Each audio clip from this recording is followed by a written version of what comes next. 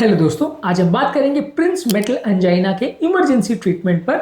Prince metal angina basically एक ऐसा heart का पेन का प्रॉब्लम है जहां हृदय की नली में सडन स्पाज्म हो जाता है, नली सिकुड़ जाती है, चौंट जाती है, जिसकी वजह से एरिया का ब्लड फ्लो कॉम्प्रोमाइज हो जाता है और व्यक्ति को हार्ट का पेन होना चालू हो जाता है।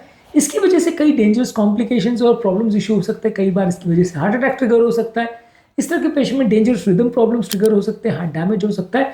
लगभग हार्ट अटैक में जैसी प्रॉब्लम्स होती है, लगभग सारी चीज़ें वैसी क्रिएट हो सकती है। तो आज हमें समझना पड़ेगा कि बेसिकली ये प्रिंस मेटल एंजाइना के साथ जब भी इमरजेंसी होती है तो उसे हम कैसे मैनेज कर सकते हैं, क्या क्या चीज़ें हम कर सकते हैं। टॉपिक पर जाने से पहले जो लोग हमारे चैनल पर नए हैं उन्हें रिक्वेस्ट करूंगा कि चैनल को सब्सक्राइब करें, वीडियोस को लाइक करें, शेयर करें, फॉलो करें, कमेंट करें और देखें। एज यूजुअल ये एक एक्सक्लूसिव टॉपिक है, आपको किसी और चैनल पर नहीं मिलेगा। तो चलिए शुरू करते हैं एक और लाइफ चेंजिंग वीडियो। सबसे पहला, इमीडिएट मॉनिटरिंग और असेसमेंट ज़रूरी है कि पेशेंट की ओवरऑल वाइटल कंडीशन कैसी। ज़्यादातर पेशेंट का heart rate, blood pressure, oxygen saturation, ECG, सारी चीज़ें आप मॉनिटर करते हैं। बहुत सारे केस में ये प्रिंस मेटल एंजाइना यानी नली का स्पाज्म अपने आप रिलीव हो जाता है, कुछ करने की ज़रूरत नहीं पड़ती है। और बहुत सारे केसेस में आप थोड़ा देर अगर वेट करते हैं या पेशेंट को सपोर्टिव केयर देते हैं तो पेन और सिम्टम्स अपने आप चले जाएंगे। तो इस दौरान पेशेंट को एटलीस्ट हॉस्पिटल में एडमिट रखें और उसको मॉनिटर करते रहें कि हार्ट अटैक की वजह से सडन कोई रिदम प्रॉब्लम्स नहीं चालू हो जाए। ST एलिवेशन के जो चेंजेस उसके ECG में चालू हुए वो अपने आप सेटल हो रहे हैं कि नहीं, वो नॉर्मलाइज हो रहे हैं कि नहीं। पेशेंट को आप सप्लीमेंटल ऑक्सीजन दे सकते हैं। इस दौरान पेशेंट के लंग्स में पानी भर सकता है, हिपोक्सिया क्रिएट हो सकता है, तो ऑक्सीजन वगैरह आप दे सकते हैं। इसके अलावा आप पेशेंट को देते हैं सबलिंगुअल नाइट्रोग्लिसरीन के टैबलेट। सॉर्बिट्रेट का जो टैबलेट ज़्यादातर हार्ट अटैक के पेशेंट में काफ़ी लोग देते हैं, यहाँ पे वो एक्चुअल वर्क करता है। यहाँ पे वो नलियों के स्पाज्म को रिलीव करने में मदद करता है और यहाँ पे ब्लॉकेज का प्रॉब्लम नहीं है। हार्ट अटैक ज़्यादातर ब्लॉकेज की वजह से होता है, वहाँ पर सॉर्बिट्रेट या इस नाइट्रोग्लिसरीन के टैबलेट का उतना ज़्यादा रोल नहीं है।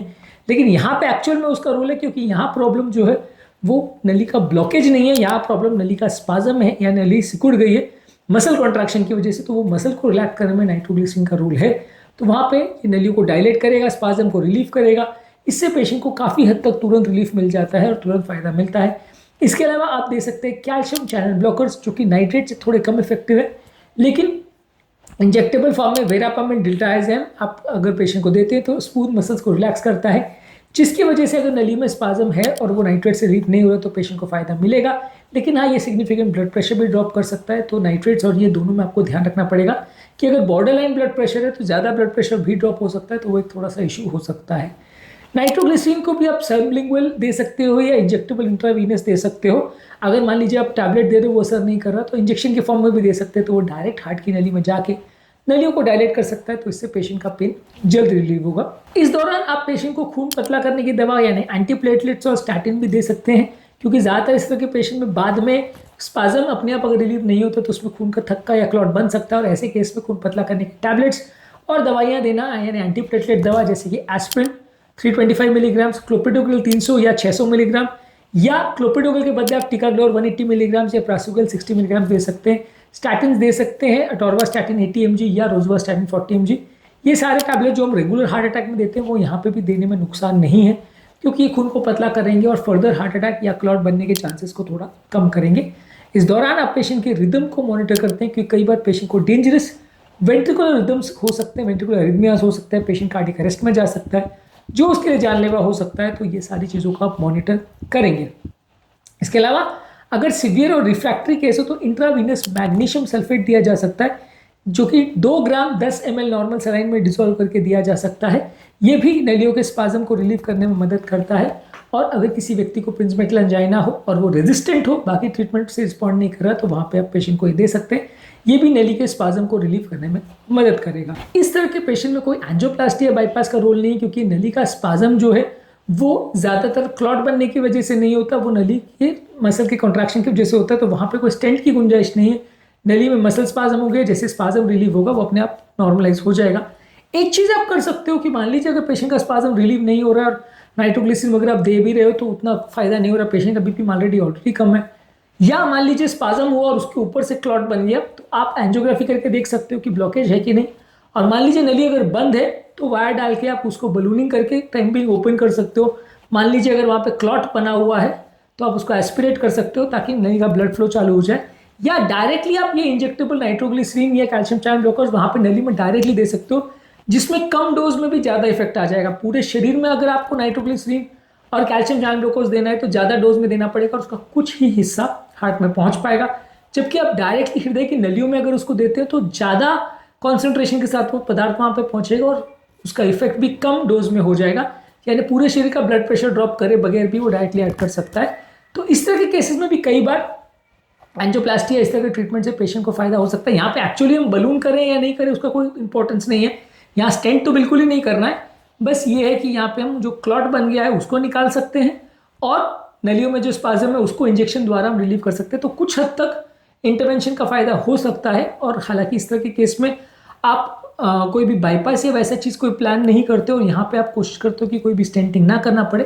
पर कभी कभी ऐसा हो सकता है कि स्पाज्म के साथ क्लॉट बन गया हो तो रेगुलर एंजियोप्लास्टी जैसा भी उसको मैनेज करना पड़ सकता है, क्योंकि वो स्पाज्म तो भले अपने आप चला जाएगा लेकिन वो क्लॉट अपने आप जाए या ना जाए ऐसा हो सकता है। तो वो क्लॉट से नली को आज़ाद कराना ज़रूरी है। तो वहाँ पे भी कई बार इंटरवेंशन या रूटीन हार्ट अटैक में जैसे मैनेजमेंट किया जाता है वैसा करना पड़ सकता है कि अगर मान लीजिए ये थेरेपी के बाद पेशेंट रिस्पॉन्ड नहीं कर रहा है तो इसका मतलब वहाँ क्लॉट बन गया है जिसकी वजह से पेशेंट को इसी चेंजेस नहीं जा रहे हैं, तो वहाँ पे आपको थ्रोम्बोलिटिक थेरेपी या इस तरह का कुछ थेरेपी जो रेगुलर हार्ट अटैक में दिया जाता है वैसा देना पड़ सकता है।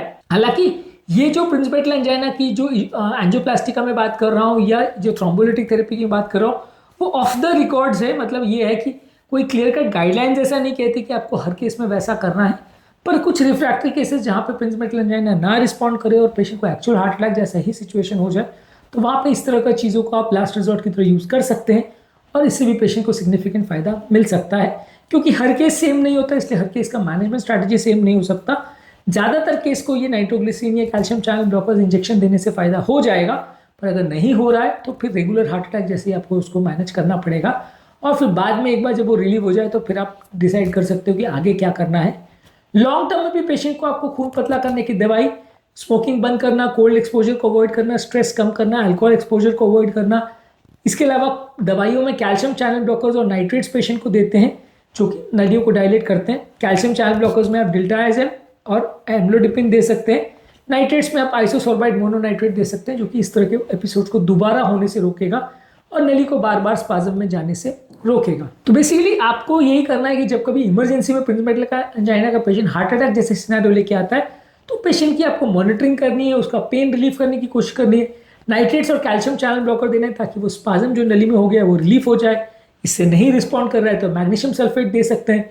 पेशेंट को ऑब्जर्वेशन में रखिए, अरिथमियाज या रिदम प्रॉब्लम्स या हार्ट का डैमेज हो रहा है उसको मॉनिटर करिए और पेशेंट को अगर बहुत ज़्यादा रिफ्रैक्टरी कंडीशन हो, बिल्कुल ही नहीं रिस्पॉन्ड कर रहा तो फिर कुछ इंट्राकोरोनरी इंटरवेंशन किया जा सकता है जिसका डिसीजन ऑन द टेबल लिया जाता है।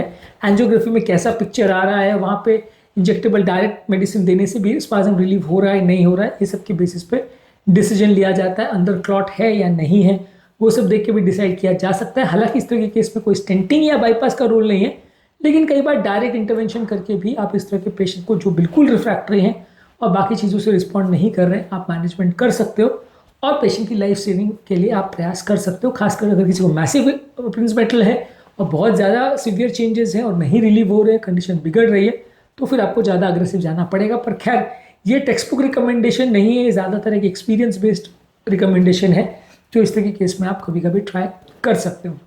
उम्मीद करूँगा कि आज के टॉपिक में कुछ नई बातें जानने को मिली होगी।